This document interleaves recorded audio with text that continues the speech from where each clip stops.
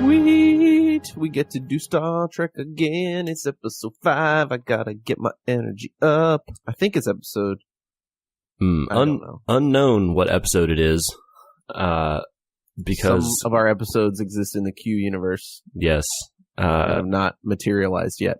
Who can say where they are? They may have been lost to time. Unknown. Mm-mm. They definitely are not stuck in the time war. Okay, they're not there, but they could be in a temporal vortex waiting to emerge 500 years later to surprise the crew. I think it's more likely that they would end up a sentient holodeck program. Like, that was it Moriarty? Yeah, I was going to say Moriarty. So good. This show's so good. This is Subspace Transmissions, where we talk about Star Trek. I don't know what we've already talked about on this show, because we've definitely done a lot of themed episodes. So we've done like captain themes. We didn't take the best approach, you know. Yeah. But we said what do we like and what do we dislike about the captains. We kind of stack ranked them a little bit. We've done ship designs. We've done a lot. There's a lot in the can on this thing. One day we'll be kind of like caught up to it, but I don't think so soon. We're still doing them because Star Trek's awesome. Yes. And this week we decided, what if we finally bit the bullet and actually had to watch some Star Trek? Not that it was like some kind of horrible task, since I think it might be something we would do anyway. Or do anyway every week, probably. Yeah. So we had to come up with an episode, since we are both typically TNG watchers, although DS9 definitely sometimes as well. Absolutely. Yeah, it's, DS9 is a great, great show, and one that I might rank higher in the canon in terms of what I think is practically a higher quality show, and but there is no ability really to find the DS9 episodes at whim that you can watch without needing to remember what happened before them. Yeah, DS9 definitely has a lot more structure to the show, so you have to watch a bunch of episodes or groups of episodes to get the good stuff out of them, I would say. TNG, you just sort of throw a dart. Yep. And unless you hit one of the two-parters, you're basically going to hit something that you can just watch and be good. So, we did that, but we kind of guided our dart throw a little bit, since we already knew there were going to be episodes we wanted to watch and talk about. And we landed on an episode that at least I think can be controversially said, at least, to be one of the better TNG episodes. Very controversially said. If you are making a list of the best TNG episodes, I personally would put this episode on there. I see. Yes, though. Yes, you're right, but also you're wrong. This episode, for keeping the audience in suspense, is Darmok. For a long time, I came up with lots of different ways to describe this show and our relationship in the past, in terms of how, we've been friends since high school, and we have this paragraph on our website about it and all that. I could easily have just written Darmok Enchilada Tanagra. That's true. You could. It is an allegory, and a really good one. Also, sometimes Shaka when the walls fell, but mostly Darmok Enchilada Tanagra. A little bit of Picard and Dathan at Eladril, maybe. Yeah, a little bit. I like the word allegory. I also like the word allusion, not illusion. Mm-hmm. They make a lot of allusion. In preparation for this, I watched the episode twice, not just once, because I like it. And wow. I read an article, which I posted to our group chat, which maybe we'll include in the notes on this show or something. Absolutely. Yeah. There's one of the best is written by The Atlantic. Yes. That piece is ludicrously long, but is very good. I would like to point out that they are not the only ones. There are even more scholarly sources that have dug into this episode, including anthropologists. I took an anthropology course in college, and we watched this. I'm a humanities major, so I actually watched this multiple times in college. Wow, nice. Yeah. There's a heavy literary feel to the episode because of the way that the Temerians, the alien race, communicate, and anthropologists as well talk about not quite understanding Native American cultures until you understand their allegory. Much the same, though, once you read the Atlantic article, as Western cultures allegorize the Bible, etc. Yeah, the way they speak, the show, the first time you watch the episode is like, it's almost like a mystery, right? You're watching it and trying to solve a mystery along with the crew. Yeah, there's like some danger elements or whatever, but those are mostly thrown in to make good TV. Right. And the rest of it is kind of like you're trying to solve this mystery. Who are these children of Tarma? What is their deal? How can we get a communication going so that they can free Picard from the situation he's been gotten into, and so forth. And as the thing kind of unravels, and you sort of see the events that the captain and the Temerian captain go through, and they kind of build that shared life experience. They then have a way to communicate with each other, and makes the whole thing work, right? Right. Episode written and teleplay done by Joe Manoski, by the way, who is currently on Discovery, actually. And did a lot of DS9 episodes as well. So pretty. I read practiced. That this episode had a very long gestation period in as far as these episodes of this show went. The idea for this episode was conceived a lot earlier in the show than it ended up airing. This is a season 5 episode. It feels like a season 2 episode, and initially when I went to search for it, I didn't look it up before I went to find it. I went straight to season 2. Yeah, I went to season 3, but yes, it feels like an episode from earlier in the show, and that fits with, I guess it was devised about 2 years before it ended up airing. Wow, so season 5, episode 2. Yes, and I guess Gene Roddenberry did not like the premise much, which was part of why it took so long. Interesting. Gene Roddenberry, who came up with the Universal Translator. Right, a really interesting problem, or an interesting solution to a problem that in a lot of exploration fiction, right, causes a lot of the grief of the story, where you're trying to understand and communicate with a new culture or a new people that you've never met before. Mm-hmm. Star Trek just neatly sidesteps that problem 100% of the time by having the Universal Translator. Yeah. Which then this show, or this particular episode, is a way, well, we have this Universal Translator. It's still interesting to do stories about, like, how do you learn to understand a different culture? How can we do one where we also have universal translators? Do you want to go through the episode at all? Or do you want to just abstract it? Because I don't know. We should probably go through it a little bit, just because it'll make more sense for the people listening if they have like a clearer, I don't know, we need to hit every point, but like kind of the storyboard. Right. A little Picard Dathon moment here, where we're all on the same page. They get given this mission because the Temerians have sent out a mathematical signal to say, hey, we're here, right? They said it's a bunch of gibberish numbers or whatever. There's no real purpose to the signal, right? They said that it's like a standard progression, so it shows like, hey, we're here, we're intelligent, like, let's... Right, it's like if we beamed Pi out into space constantly. Right, someone would go, oh, okay, they must know something because they figured out this, mathematical sequence. Right. Do you think we're right on Pi? I mean, it's a really long number. It's literally infinitely long, so I'm sure at some point we got parts of it wrong. But, like, the number comes out of math. It's not like something we invented.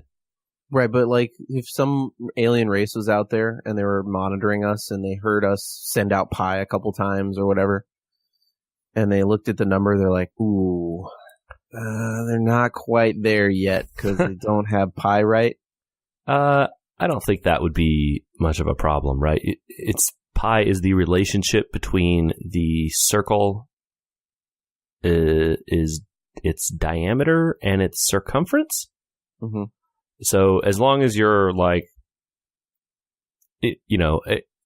aliens may not understand, or other cultures might not understand our numbers or our system of counting, but they definitely would understand the idea of a circle, one would hope, and the idea of the relationship between a circle and its circumference.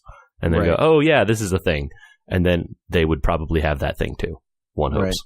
Well, that's the thing that they say, right? Math is universal for this reason is, yeah, they may not understand that our circle-ish shape is 0. Right. But you can put a bunch of apples in front of somebody and put down, the number. Right. And then it's instant understanding. You know what I mean? Yeah, yeah. That's a little off track, but it's actually a point that I want to come back to at the end of this. Anyway, so we've got this idea that the Temerians send out a signal. Yep. Picard is practically flying out of his chair with excitement. These people, no one has ever been able to contact them before. Why? Oh, I think it's very interesting that he's super, super excited about this. It's almost like it's some of the best part of the episode to me is that he is definitely the white man sailing across the ocean. You know what I mean? Yeah. And this show kind of in general, I think the first several seasons of this show was a lot of that, right? It was like, we have to explore new galaxies and new civilizations, and here's the monster of the week, almost. So, it fits in some way. It fits, but it also fits with the theme of this, which is you can't just overtake another culture and understand them immediately, and totally. And our own excitement for that, and saying like we are the explorer, right? Mm-hmm. Like Picard is the one; he's the explorer that will find the children of Tama, and he will make the communication and understand them. He will, he's got that childish excitement for something that is not in his control. And you find that out, right? Dathon is in control. Right. Watching the episode again for the second time, the Enterprise shows up, they try to contact the Temerians, they speak back and forth, but really no one seems to understand each other. Picard offers an alliance. The captain of Dathon of the Temerian ship seems to be like, I don't know what this dude is talking about. And he and his first officer have a pretty heated exchange. And then, they cut him off, or the Temerian captain cuts off his first officer, saying, Darmok. That's clearly what we're going to do. Whatever that is, Darmok. And he says the river in winter. Yes. Basically. Like no more discussion. Right. This is the end of the talk here. So, and then Picard and the Temerian captain, whose name we actually don't learn until the very, very end of the episode.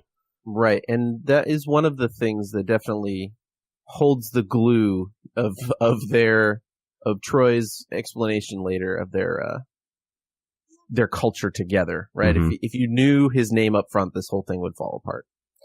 Sure, I think on very close examination, maybe a lot of it falls apart. Yes, and one of the reasons that I have trouble with it, but I've seen it probably 8 or 10 times, so I have a different. We'll talk about that at the end. And Picard and the captain are beamed down to the planet, and the Temerian ship institutes some kind of anti-transporter beam in the upper atmosphere to prevent them from beaming anyone out. But it seems that they intentionally leave the sensor frequencies clear so that everyone can monitor, but no one can interfere. Right. And now Picard and this Captain Dathon are trapped on this planet, really not understanding each other still. And they're kind of just standing next to each other, trying to figure out what to do. Yeah, well, he he looks like he's challenging Picard, right? He pulls out 2 knives and he throws one at Picard's feet, and he's trying to show him how they're supposed to stand together, right? But to our culture, it very much looks like, hey, we're going to pit fight now. Yeah, it looks like a ritual challenge or a challenge. Worf even calls it like a challenge of champions. Oh, Worf. Later in the episode. Straight away, Worf's like, they're invading our space. It's like, okay, Worf, dude, like... And the whole episode is, Worf very... I mean, he's trying to protect his captain and his people and all that sort of stuff, obviously. But he's also drawing on things from his own culture, right? Where in Klingon culture, this is what they would do. There are ritual challenges and combat like that. Right. So absolutely. It's hard for Riker to get any good advice from him. Unfortunately, yeah. It seems like throughout this episode, Riker and the crew are literally just causing problems rather than solving anything. You can't blame them, of course, because like their captain is beamed away without permission onto a planet and then trapped there. Like, obviously, you're going to try to get him back. Almost immediately, we run into the creature with some sort of phase shield, and that's what inspires the crew to try and make some tough decisions about ending this communication and getting Picard back. Right. Riker doesn't want to start a shooting war, so he figures, okay, well, maybe we can send a shuttle and they won't risk shooting our shuttle down. Mm-hmm. That turns out to be wrong. They do shoot them, but just enough to cripple them, not enough to blow them up or anything. So just to turn them away. I guess before they run into the creature, they do have that night with the fire, and Picard starts to understand a little bit that he's speaking in allegory. Because he gives him fire, and he says something with hands open, right? It's like Temba, his arms wide. Yeah, right. So, the Picard eventually, goes like, oh, okay, thanks. Well, mostly it looks like Picard is cold and tired, so he says thank you for the fire. But, like, I think the next day is the day he finally puts it together of, like, a Temba, oh, it's like a gift. Mm-hmm. And, like, oh, thank you for this gift, and that was kind of the beginning of his understanding. Right. They encounter the creature. Dathon is mortally wounded, and Picard cannot help because he accidentally gets stuck in a transporter beam. Yep. And they communicate while he's passing away, and Picard understands their language through a lot of back and forth there. Yeah, it seems like they have a Dathon tells kind of the rough outline of who Darmok and Jalad and Tanagra is. Right. Or like Darmok and Jalad at Tanagra, right? And kind of they were 2 people on the ocean. They met together on this island. They struggled together against this beast and emerged, left together as friends. Kind of the shared experience of fighting that beast, helped forge their friendship. Picard uses Gilgamesh and Enkidu. Which, good on him, because honestly, I don't know that I could have told you the story of Gilgamesh. I knew who Gilgamesh was, but I don't know that I could have recited that tale the way Picard does. So I'm glad he was read up on his ancient Sumerian. I certainly was not. I forgot to mention that Ashley Judd was the one that figured out how to get the shield down there. Yeah, this apparently is her first acting role on TV ever. I went back into Wikipedia and looked that up as well. Yeah, that's crazy. Yep. It's cool, but it's crazy. It's not the first time that a bunch of actors show up in the show. I'm sure we'll talk other episodes where, oh, look, this person. Oh, yeah. And also, I forgot to mention that the Sumerian captain is played by Paul Winfield, who is Captain Tyrell, I think, in the Star Trek II. Oh, yes. Wrath of Khan. Yeah. Right. Definitely. Yeah. So he does a great job as well, obviously. He's a great actor.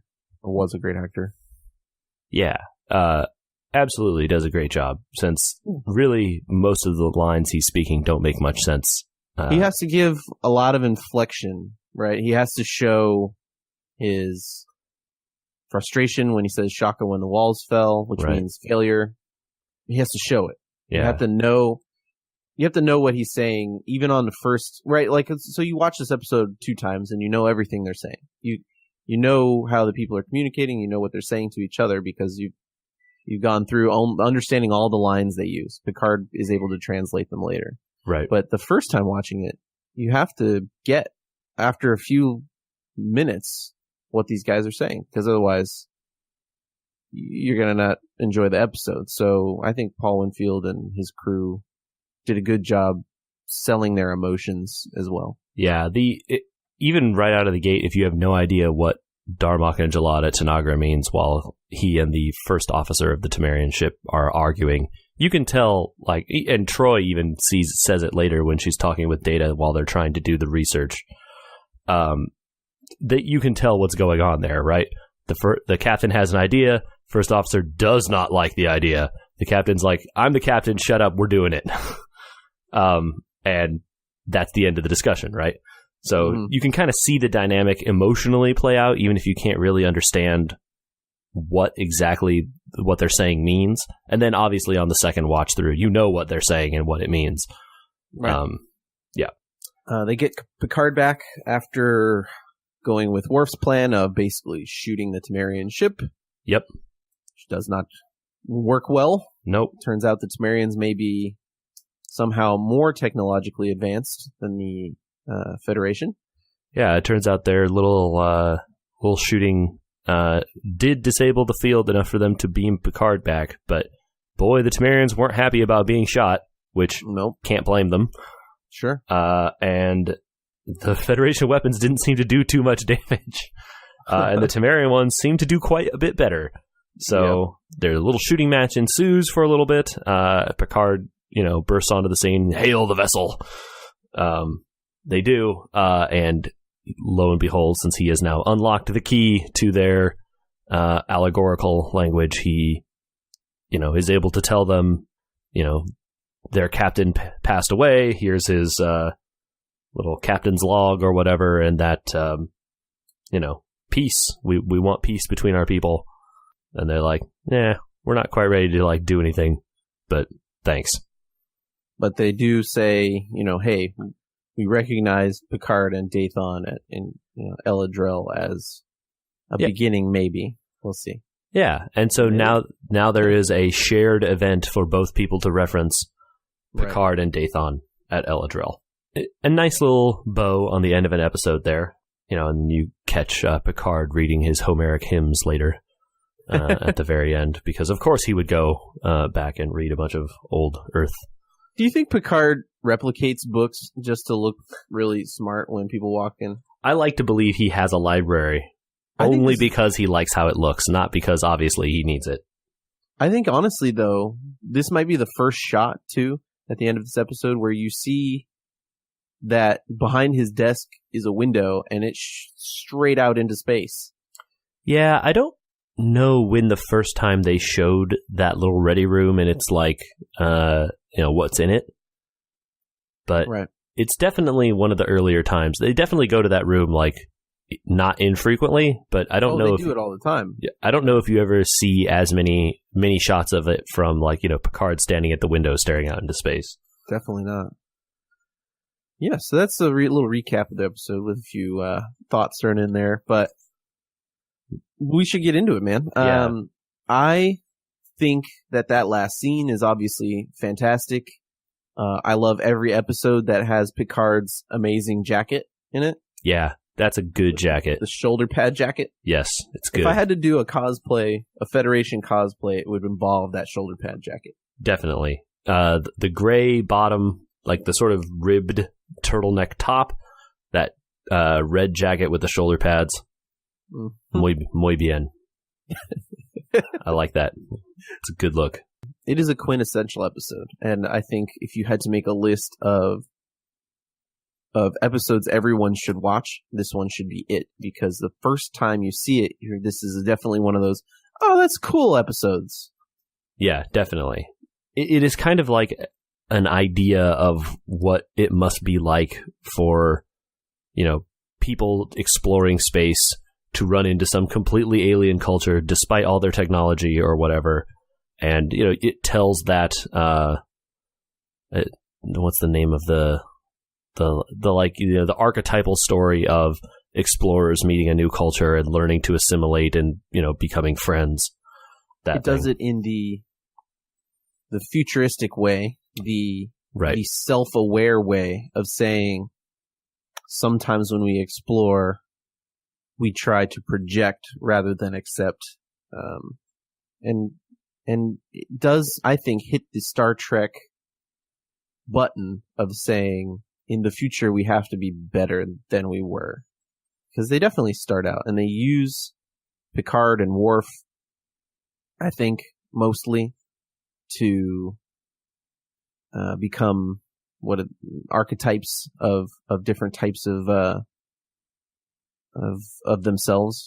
Worf is very much the everything's a threat in this episode. Sure. Sometimes he has more practical views, and maybe that's true much later in the show and into DS9 when he becomes less Klingon and more of a aware officer. He becomes captain and all that.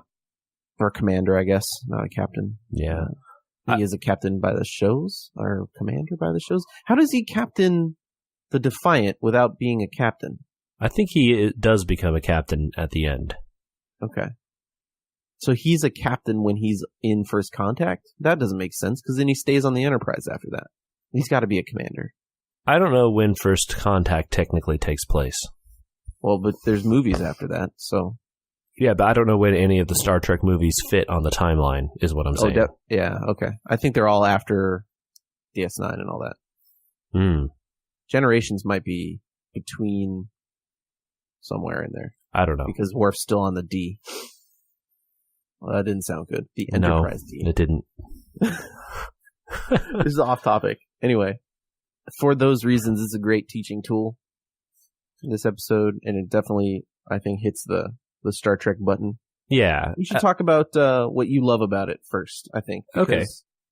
My qualms, my quips, my comments about this episode come from liking it enough to have watched it a buttload of times. Sure. So enough that you've seen the cracks, enough that maybe. I know, what it is. And then I start to look at it as a writing challenge or a challenge to make a better episode, right? Sure. And... even having seen it certainly less times than you in my lifetime, but, more than the couple times I watched it this week, you can see problems. It's not perfect, undoubtedly. Yeah.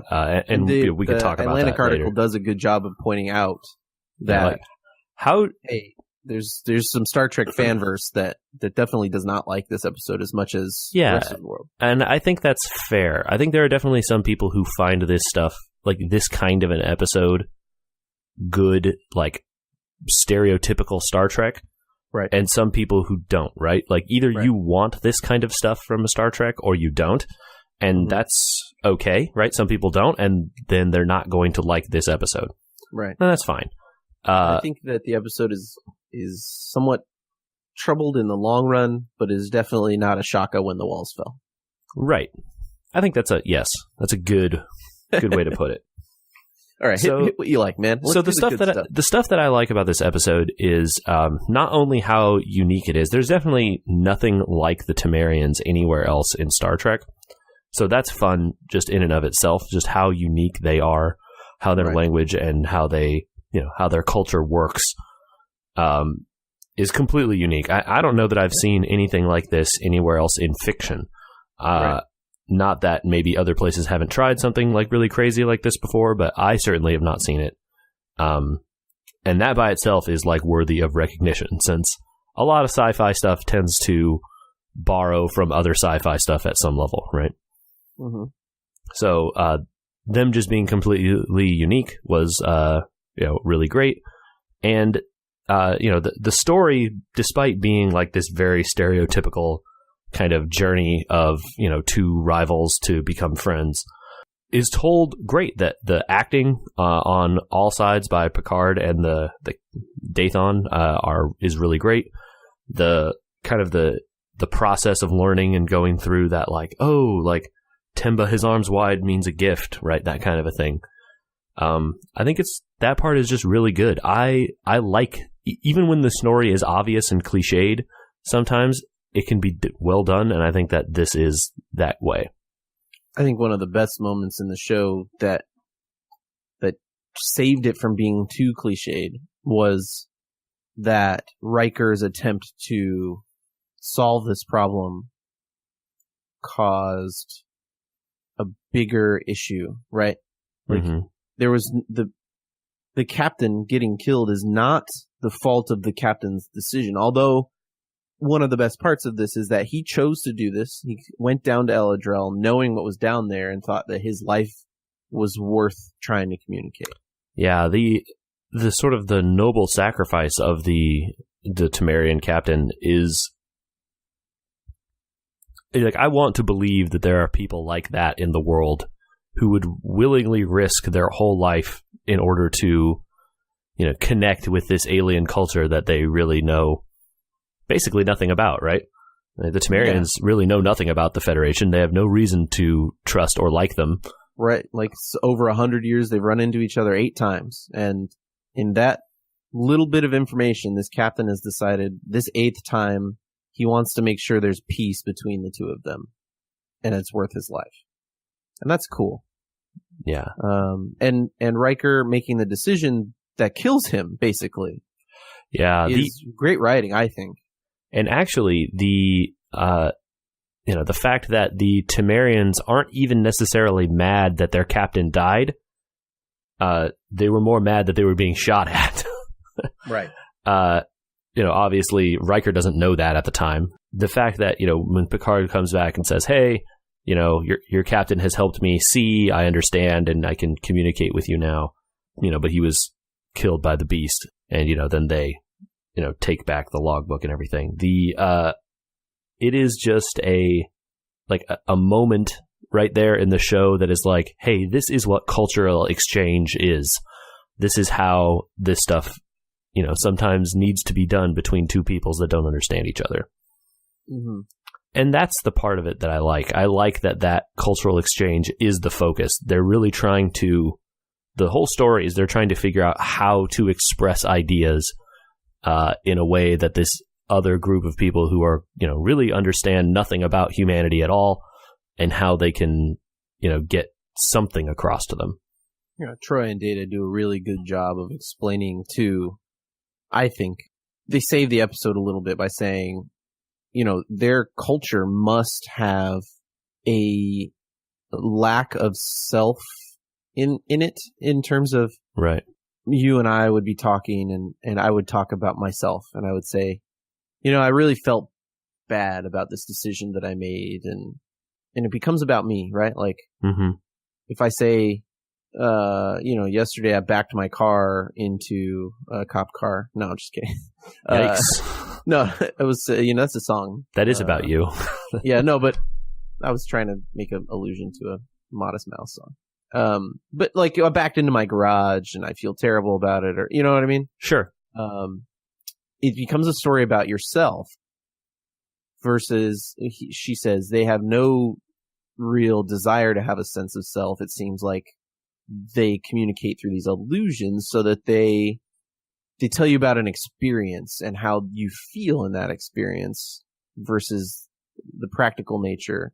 So the Temerians become this culture that communicates through emotion, right? Or not even necessarily emotion, just like they communicate through past experiences and ideas. Right. And we really get a sense that, wow, obviously it's written by Americans, so we have a little bit more of an Americanized version of the Federation, but our culture is really about ourselves, right?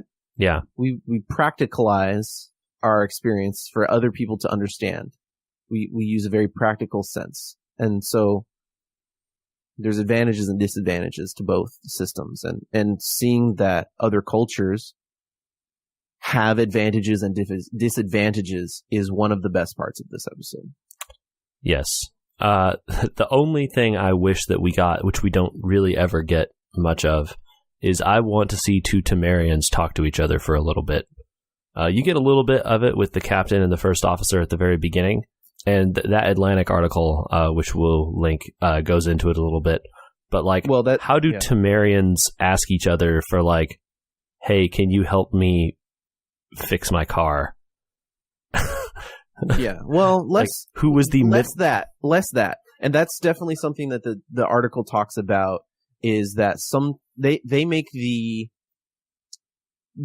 project a little bit in the article, saying that possibly there are problems with this way of communication, and we can start in on it now because we're already on it. Yeah, there are problems with this way of communication, and you can easily say, hey, can you help me fix my car? Sure. What you can't easily say is pull the spark plug out. Or give me the 1/4-inch socket wrench. Right, is that example they use in there. You'd have to start with Temba his arms wide, but they definitely have to have a word for socket wrench or spark plug. Sure. I mean, they made a spaceship that travels at warp speeds. They have... So, they must know math, right? Yeah, they must know math. They have a practicality of math.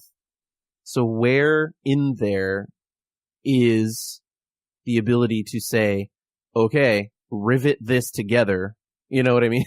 Yeah. So that's one of the biggest complaints, it sounds like, from the Star Trek community, and one that the Atlantic article tries to say, hey, what they're doing here is putting on a show for communication.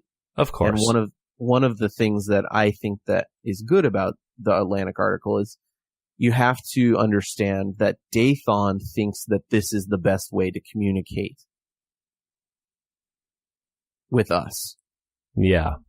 Otherwise, they may not have a practical way of communication. So in one aspect, I kind of think that maybe they communicate outwardly with these stories and allegories and allusions. Mm-hmm. Because maybe they have this emotional sense of what the other person means so deeply that it might work. But you have to assume somewhere along the way they are able to communicate in a somewhat practical sense. But it's a good reminder that we have to accept the world the way we view it, right? Like, you and I can't imagine a way where we can't say plug that in. Sure. And it's also possible that in their culture, there are just, that a lot of it is context based, right? And so if, you're like, oh, Temba, his arms, and you just point at the socket wrench, and then the guy will be like, oh, okay, I understand that you want the socket wrench. Or if he knows that you're working on this thing over here and you need a socket wrench, and you say, Temba, maybe he just knows that you need the socket wrench and he just gives it to you. Right. See, that's what I mean. There might be some underlying, you have to project into this that there might be some underlying communication that you can't understand, because these explanations we get and the show that we get doesn't answer the practical nature of how do you build a starship without being able to say, like, okay, well, this, pathway runs this way, put this wiring harness over here, How do they do electrical engineering in the Temerian culture, right? Our hardest communication is, well, English and German, you have to understand in German the verb comes at the end, right? Like, yeah, the most complicated languages on Earth Chinese, are Chinese, right? But they use pictograms. So, those are, it's still built in a way that is like their language as we would understand it, right? Yeah. It still does not abstract itself enough for us not to be able to communicate. They have a pictogram for water. Exactly. So eventually you can get down to the basics of it. And that's what I was saying. It's interesting that they didn't try to take a mathematical approach here, and that's one of the problems I have with the crew on the ship. Is they do the research to find out, okay, well, we know where they came from, and we know that these are stories, and we know that they're proper nouns. There's about 3 things wrong, I think. One is Troy can figure out that Shaka, the walls fell is basically like, they're upset when they say this. Okay, well, maybe it's and this is one of the things I was saying. Maybe it's because I've watched it too many times. It's hard to remember what the first time is when you watch this. Mm-hmm. and how much you may be like, oh, okay, versus later, and you're like, well, clearly the walls fell is like failure. I don't understand why the crew can't get this. Yeah. So I definitely also think that there's a failure in the researching part there. Yeah. They're able to put together that, oh, this guy's a mythological hunter on this planet, and this is an island on this planet. Okay. Isn't the next step like, hey, tell me about the story of this guy on this planet? Yeah. Is the computer just not have that? It knows what it is, but it doesn't know the story. Right. Like that's the really obvious leap there that they don't do. So then where is Data or somebody else to say, well, they projected this numerical sequence. Can we try to communicate with numbers? Yeah. That's problem 2. Problem 3 is, I know there's anthropologists on board the Enterprise. There's a reason they sent the Enterprise. Mm-hmm. Where are the anthropologists to say, like, why are Troy and Data the only two trying to solve communication on this ship? Yeah. That's a teleplay problem. I was just going to say that's the we have our stars. We got to put them in something in part of this episode. Absolutely. And Picard has to figure this out on his own. Right. The ship, the ship part might not be as well written as I would have hoped, and that's one of the. I agree that the weakest part of the episode is the crew on board the Enterprise trying to figure out what to do to save Picard. It's easily the weakest part of the episode. I think the episode knows it too. Because those scenes are usually pretty quick. You get Riker going, Geordi, I need more transporters. And Geordi being like, okay, Captain. And meanwhile, then you get 2 hours. Oh, wait, no, 2 minutes. Yay, Star Trek. Yay, Star Trek, right? Well, we'll try it, Captain. I can't go any farther. Yeah. Well, 0.53 is as high as we can go. 0.527 is not high enough. Angular confinement beam. Anyway, Our science magic didn't work here, so I guess we have to go try different science magic. Right. I have one problem outside of the ship, is that in a cultural exchange, often if you lay out corn in front of me and I say corn and you say maize, right, you understand that I said corn, and I understand that you said maize. Mm-hmm. Dathon never seems to take anything from Picard, right? Like Picard says thank you many times in this. Sure. And I thank you is an abstract concept. Yep, it is. But there was a moment at the end where Dathon finally gets his story that he asks Picard to tell him, where Dathon could have shown he understood the Federation by saying thank you. Right? That would have been the button on understanding that an exchange happened rather than Picard learning something. And Dathon sacrificing.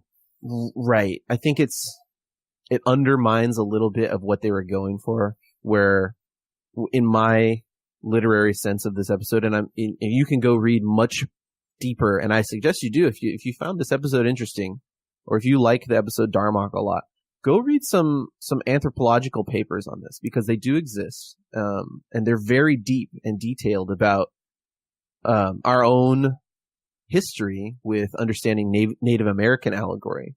There's nothing written down, but they have tons of stories about the stars and the sky and these mythical heroes that used to live, and same thing in a lot of Spanish-speaking cultures as well, Quetzalcoatl and a lot of other ones.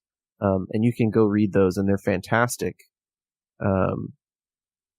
There's the moment here where you have to explain that Picard is not the conquering white man. He's learned that he needs to exchange with the other culture, right? Sure, He can't walk in and be the big guy at the beginning of the episode that's just like jumping out of his chair with excitement. Like, I believe we have the qualities to understand these people. And it's like, actually you didn't.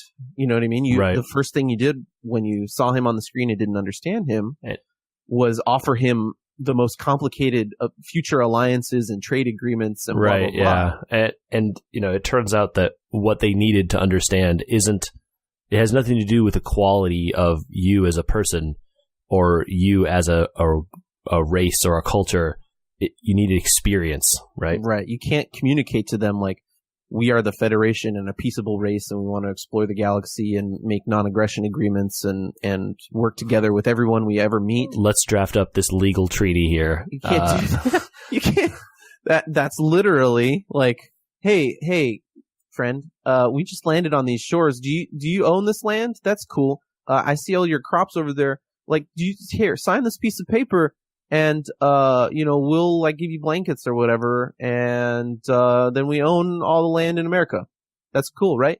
That's the same moment. It's literally kind of what they're doing, yeah. Right. And this episode leans into understanding that that's wrong, and that's not the right approach for encountering cultures. And there are, in the anthropology courses I was talking about, there are still cultures on Earth that anthropologists work with to study how this type of communication and exchange works. And Pacific Islands especially, there are some isolated cultures that they still work like this with. And that's fascinating stuff to read, and one of the areas that it falls short when you've seen it 8 times. Okay. I think that's a fair... It's a really specific argument to make. That's a fair criticism. But it's a literary and anthropological argument that it doesn't hold a ton of water when you're just watching a Star Trek episode. And, this was written by some dudes in Hollywood for a TV show. I'm not sure it had, went out and did tons of research about. It did apparently take a long time to make it to air, but, I'm sure they rewrote it several times in the interim there, but it is probably not that they researched it, the appropriate amount. I'm really leaning into a hard art that does not. They teach this episode in schools and all over the place because it does hit the right points. It just doesn't do it to my satisfaction, and that's why I said yes, it belongs on lists and people should watch it. But once you've seen it a lot of times, it still has some problems, is all I'm saying. And that's fair, and I completely agree with you. The problems are there. I just think that really, if you are a certain kind of Star Trek fan that wants to see this, like, the thing about this episode that I think I really like at the end is it portrays this kind of hopeful. It's a thing that Star Trek does very well, actually, and TNG and the original series too. DS9 has less of it, but it's not gone. DS9 struggles to do it because of the war that they're in. Yeah. It's hard to see the best of the Cardassians until it's over. Right. It shows this kind of hopeful image of what people can be and what other cultures can be. And this is an episode where really sort of the, humanity is on the back foot here because we have, we're coming in with all these ideas based around ourselves, and that's not really what this other culture is about.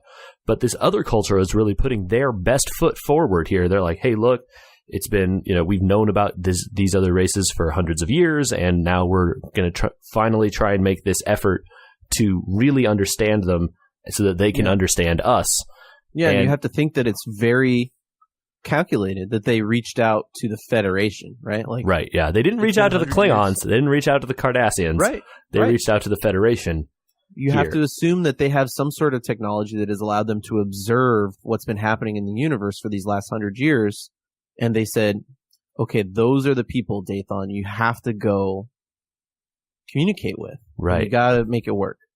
Right. At the beginning, right, they're not, the very first thing you hear from them isn't Darmok and Jalad at Tanagra. You hear something else. I don't remember what the thing that he said was, but it was a different 2 names at a different place. After which, the captain decides, okay, actually, instead we're going to do Darmok. And the first officer yells at him in that whole exchange. So, they didn't come here planning to do Darmok, but probably, in the back of Dathan's mind, you can think he was like, okay, I have a plan B. If this goes south, we're going to do this other thing. Right. And, because they flew to that world for a reason, right? It's not like there was, they just, they didn't just guess that there was going to be this monster there. They didn't just guess that they were going to be able to block the transporting beams or whatever, right? He must have at some level planned it. Right. Yeah. So So, and it shows that kind of willingness to be able to do this whole thing and set it up just in order to say hello, really, to this other culture it's a hopeful feeling. It's good. I like Star Trek when it is hopeful like that. I think that your point that you have to be the type of Star Trek fan to like this episode, I think that you're not a deep Star Trek fan if you can't find the good here, right? Like, totally. And I don't think that any Star Trek fan that has problems, and maybe I'm alienating some people by saying this or something, but I can look at this episode and say it has problems, but I still look at it and say this is one of the ones where Star Trek says what it is to be in the future, and that's a hopeful feeling, and you're right, and it's also an aspirational feeling that we eventually understand our shortcomings, even in situations that we don't get right. And that's any way that Star Trek says that is a good episode. Yeah. And, obviously people have different opinions. I've read lots of lists of best episodes over the years, and this one isn't always on them. I would not put it on my list of best, but I would put it on my list of people should watch if they have not seen. You know what I mean? Yeah. That's what I was saying at the beginning. I don't agree that it's the best. And that's... I think it just depends on what you mean by best, right? Right. Yep. Exactly. And, this is certainly an episode that I think is very, not stereotypical, but maybe like prototypical of how Star Trek kind of works and is, which is why it's so strange to see it so late in the run of TNG, really. Well, you gotta... We didn't even this whole time ever contrast this with the first time that the Federation meets the Ferengi, right? Yeah. We have that episode where they have first contact with the Ferengi, and it's just like this hailstorm of like fighting and stormy weather and stealing and this huge failure on the Federation and the Ferengi to really try an episode of communication, but instead their first encounter is this just disastrous thing. And I don't know that is as well of a written as an episode, and we didn't watch it for this. Yeah. And I doubt that it is as thought out as this. And in the long run, a lot of the stuff in that episode doesn't pan out to be canon in a way. Yeah. The Ferengi are traitors, not murderers or slavers like they appear to be.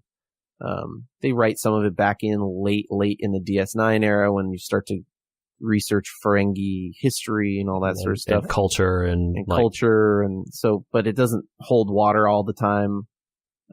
So the Ferengi are a complicated race that we try to understand later, not initially. And here you have a complicated race that you try to understand off the bat. And this is definitely a contrast in the Federation and this comes much later, I think. And so you can kind of hope that this is a progression in the understanding of the Federation and how to encounter cultures for the first time that are spacefaring culture. And it goes counter to the trope in sci-fi that the alien monster race is the antagonist, right? So, and like we said earlier, or the ones that need to be communicated with. These are the ones that are doing the communicating. Yeah, they are the ones who initiated this, not the Federation, right? Right. Well, we hit a lot. That's probably as deep as we can go without getting a different degree. I don't have time to go back to school, Andrew. Sorry. I read that 5,000 word Atlantic article. I consider that pretty darn good. Yeah.